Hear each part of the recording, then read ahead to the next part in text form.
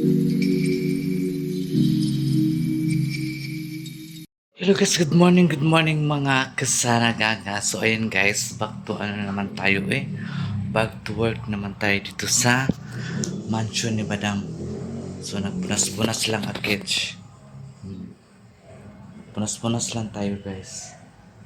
Kaya tapos naman ako nagmapin din lang ako ng ano sa inyo. Kaya nakita niyo naman sa mga the past ako nga mga video kung nagmap ako. So dito naman tayo kasi araw-araw araw-araw din ang dumi, no? Ganun talaga yun guys. Basta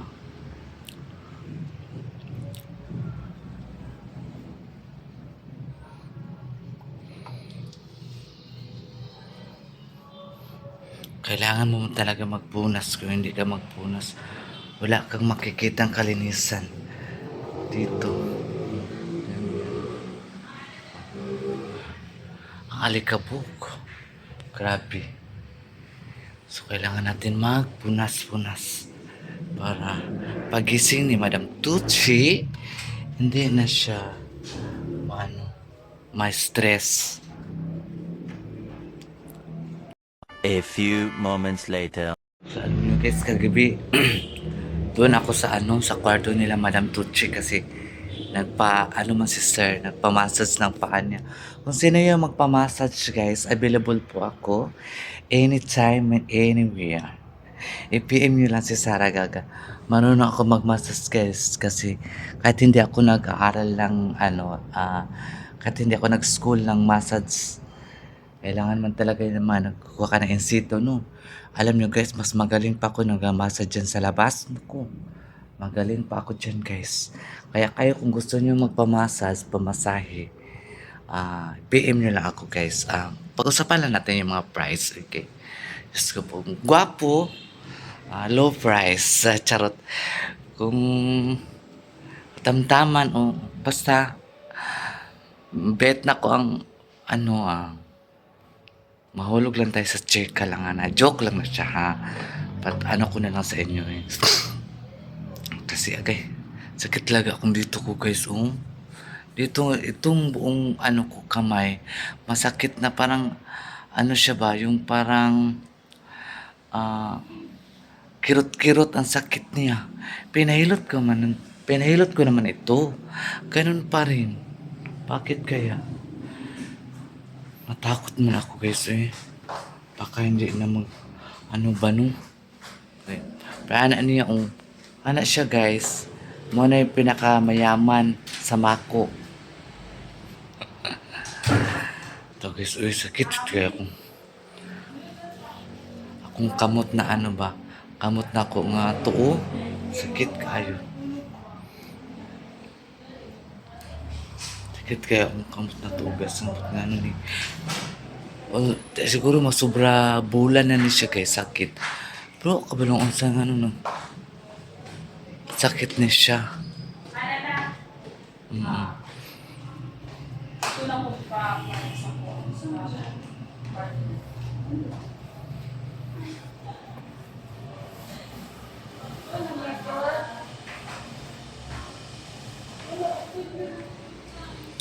Sila, nangarkila sila ang anak ni Madam Tucci, may sakyanan man silang sarili. Pero nangarkila sila ng sakyanan kay maligo sila sa Samal. Mag-outing sila sa Samal guys. Kasi to be continue daw sa kanilang anniversary. Anniversary ng kanilang pagmamahalan. Okay, sana all. May mga pagmamahalan. Diba? So, kailan pa kaya ni Sarah ma-experience yung mga ganyan, no? Pero para sa akin, guys, hindi na ako mangarap ng mga ganyan. Kung darating siya, darating. Kung hindi siya darating na traffic siya, wala. Antayin mo na lang siya na ang tadhana. Yun na nagdala ng ng kamalasan. So, ganyan talaga ang ating buhay guys. Isara natin ang pinto kay kamamap lang natin. Ang lakas ng magpasok yung mga alikabok. Close natin guys. Kasi may mga taong lumabas naman, hindi naman marunong mag-close. Akala siguro nila madali lang maglinis dito. So, ang laki ng bahay. Tapos ako lang naglinis. Maglinis pa ako sa labas. Ang kasama ko naman, busy. Busy din sila. So, ano man kami dito guys. Tatlo kami dito. Magtulungan kami sa mga gawain. Kung natapos naman ako dito, doon naman ako sa kabila. Kung natapos naman sa kabila, yung isa naglalaba, tulungan ko siya maglaba para mabilis siya matapos and then makapagpahinga na naman din siya ng tuluyan. So, ganyan lang talaga ang buhay, guys. Kailangan natin be strong. Kailangan strong tayo. Huwag tayong magpadala ng mga anumang mga unos o masasamang hangin. Kailangan natin labanan. Tulad sa akin, kahit masakit ang dito ko, ay, wala. Dito, pag mag-ano ako ba, pag matagal ng, halimbawa ha, pag ganyan ko ba, matagal pagbalik sakit na siya. Advice nyo guys, hindi, tulungan nyo na ako paano ito magaling. Mga ano, sakit talaga yung kamay ko guys. Pero hindi na lang ako kaano guys, kaya baka sabihin nyo naman, nagmamakawa ko sa inyo. Hindi ako nagmamakawa. Sinabi ko lang sa inyo kasi nagkwento-kwentuhan lang man tayo dito eh, di ba? Habang nagpupunas ako dito sa mga bar, ay nagkwentuhan ako about sa sarili ko. So magkwento tayo about sa life. Kagabi, ibalik natin ha, kagabi nagkwentuhan kami doon ni Madam, ako, si Sir, yung mga noon-noon pa yung mga buhay na kung saan kami nakatira o saan din nakatira si Madam Tucci. Dati kasi guys, akala ko si Madam ay hindi nakatulog sa yung parang bahay na, alam nyo ba yung tapahan ng mga kupra? Yung laman lang nyo pa sasalang mo doon, tapos yung sa ilalim ay apoy, tapos sa gilid pwede mo nalagyan ng bahay. Doon pala si Madam nakatira dati. Akala ko hindi ganun ang bahay nila Madam Tucci. Nagkwento siya sa akin, sabi ko, Dam, ganyan man din ang bahay namin noon. Oo, ganyan din ang bahay namin. Tapos, yung na, pag pag ano na kami, pag may natakang na kupra, Diyos ko, magalisan kami guys kasi ang usok. Hindi ka makapahinga. Ang usok, maglabas kami lahat tapos yung mga damit namin, takpan namin. Kasi yung usok, ang baho, di ba? So, may ano pa naman kami, uniform. Ano ko noon eh, third year high school. O third year kasi nagsikanyar ako dito, ako nagsikanyar sa Davao. Nagsikanyar dito ako, nagsikanyar sa Davao sa Speed. Ako nagsikanyar, pero hindi ko na maalala kung anong year yun ako dito nag-school sa Davao. Kasi si Madam Tucci at sa Santa Ana din sila nag-graduate. Sa Guerrero sila. Pero yung yung sa second year, nakaano din sila kasi wala mang ibang second year. Doon man talaga yan sa Speed. Pero hindi na siguro kami nakaabot kasi mas matanda-tanda pa man si Madam sa akin. 49 na si Madam sa ako, 46, 47, 48. 3 years lang gap namin ni Madam. 49 na si Madam, ako 46 na putis ko atong April 22. Ganun yun ang buhay namin noon guys, napakahirap. Hanggang ngayon, pero okay na ngayon guys, kaya hindi naman siya talagang masyadong pero wala pa talaga kaming bahay. Sa totoo lang, wala pa rin kaming bahay. Nakatira lang yung mama ko ng bahay ng tita ko o pinsan namin. Pero nagabayad kami every month. Boarding house kasi yun eh, isang kwarto. Isang kwarto, ang laman nun ay pwede magkasya ang 5. Ano lang, isa lang bed. Tapos pwede ka na maglagay doon sa sahig ng mga kumot, ganun, comforter. A few moments later. Yun. Wala talaga kaming bahay. So ngayon, napag-isipan ko kasi yung kapatid ko ay magawa sila ng bahay, baguhin nila yung bahay nila tapos bibigyan na nila si mama ng isang kwarto. Kaya nga gusto ko tulungan yung kapatid ko para magkaroon naman si mama ng sarili niyang kwarto. Sana makabili ako ng plywood o anong gagamitin para paggawa ng kwarto. Sana mayroong malubhang o malumanay na puso na magbigay ng pang ano ni mother, pang dingding sa ano ba sa kwarto. Yung ano ba, yung parang plywood. Mm. Sana mayroong taong um, marunong umintindi. 'Di ba? Mayroon man talaga 'yan. Pero yung iba, okay lang 'yun. Kasi gusto ng kapatid ko, hindi na daw kami mag-arkila. Tapos yung i-arkila daw namin, ibili na lang namin ng bigas ni mama. Saka pang grocery niya. So yun, para hindi na daw kami magre-rent every month kasi every month guys is 1,000. Hindi pa, ewan ko bakit mahal ang renta doon. Pero maganda, may sarili naman kasing si mama.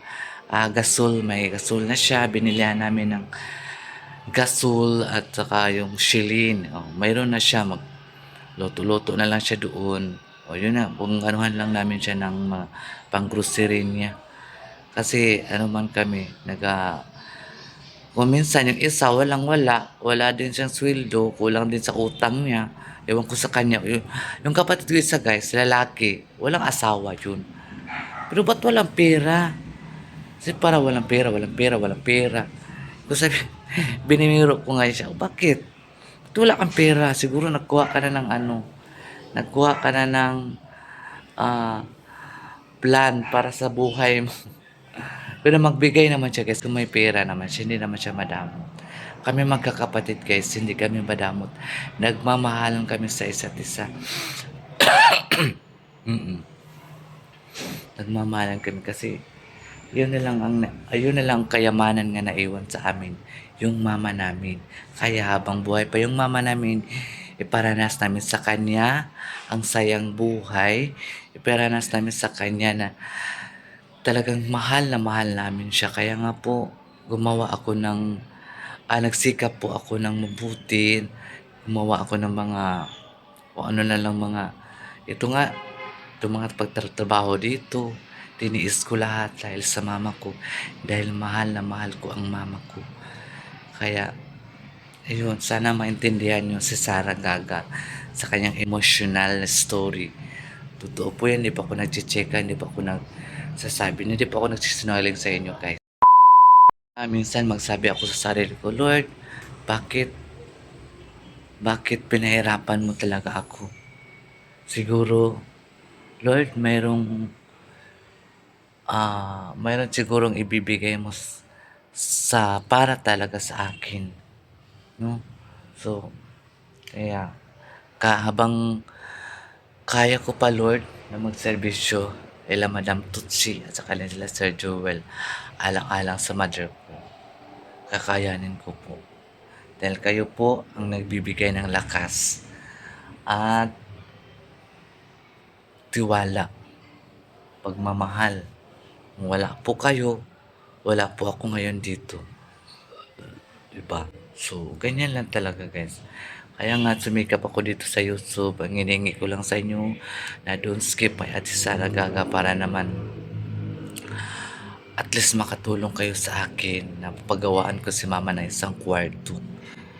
Yung kwarto ba na mayroon siyang electric fan, mayroon siyang mabilihan ko pa siya ng foam, paggawaan ko na lang pa siya ng katre kasi marunong mo yung magpanda yung asawa ng kapatid ko. Siguro paggawaan ko lang sa kaya nga nagsumisikap ako dito guys para naman sa mama ko ito. Para kung magpunta kami doon, mayroon kaming mahigaan.